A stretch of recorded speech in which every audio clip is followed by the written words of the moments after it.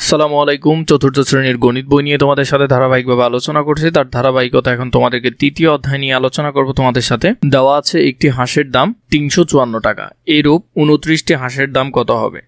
একটার দাম দেওয়া আছে, আমাদেরকে 29টা বের করতে হবে। তো আমরা জানি যখন কোনো কিছুর একটার দাম দেওয়া থাকে একাধিক বের করতে হয়, তাহলে আমাদেরকে গুণ করতে হবে। আমরা তৃতীয় শ্রেণীতে এই ধরনের হিসাব করেছি। এখানে 354কে 29 দিয়ে গুণ করতে হবে। এখানে আমি উপর নিচে গুণ করছি, এখানে আমি পাশাপাশি গুণ করেছি, এখানে আমি উপর নিচে গুণ করেছি, এখানে আমি পাশাপাশি গুণ করেছি।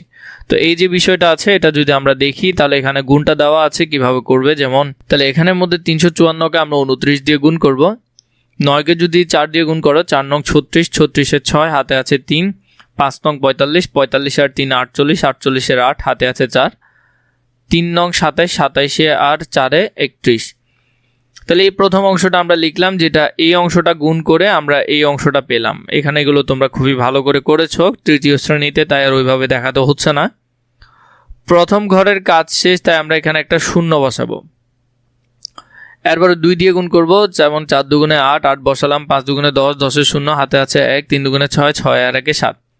এরপর যোগ করব, 0 আর 6 যোগ করলে 6, 8 আর 8 যোগ করলে 16, 16 6, হাতে আছে 1, 1 আর 1-এ 2, 2 বসালাম। এরপর 3 আর 7 হলো কত? 10, 10-এর 10 বসে গেল।